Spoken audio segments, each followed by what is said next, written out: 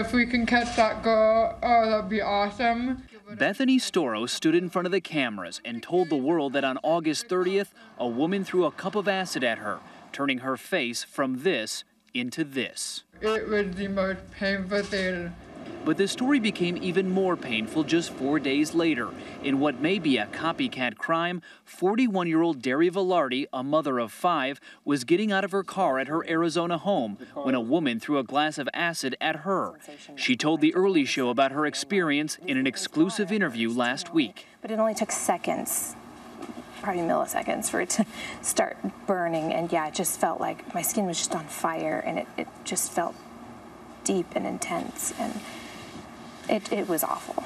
She was left with severe burns on her face, neck, and back. It seemed like 2 vicious attacks.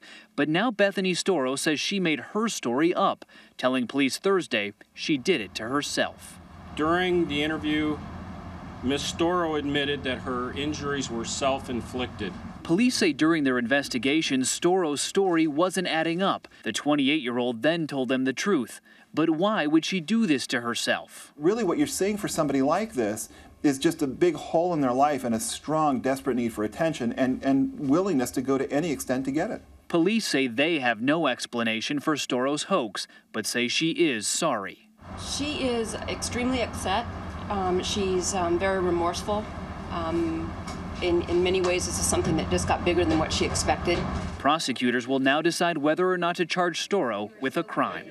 Ben Tracy, CBS News, Los Angeles. Joining us this morning from Vancouver, Washington, is Police Commander Marla Schuman. Good to have you with us this morning. I think the question top of everyone's mind is, why would someone do this? Did Bethany Storro tell you why she threw acid on herself?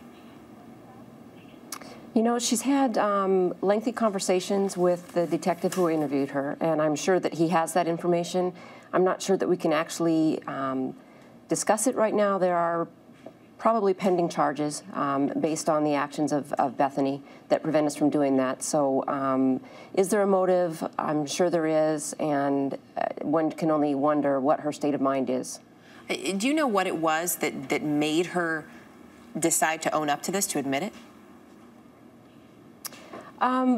Really, from the very beginning, her story had a lot of holes and red flags. And as we developed more and more information, it was very clear that this was probably a self-inflicted act, and that we actually executed a search warrant at her home yesterday morning and retrieved several pieces of evidence. At the conclusion of that, she spoke with the detectives and eventually owned up to the fact that this was actually something she had done herself. Was there any acid or any product that could have been used on her that was found in the home? We did not discover that at the home, no. Do you think that her family knew about this at all?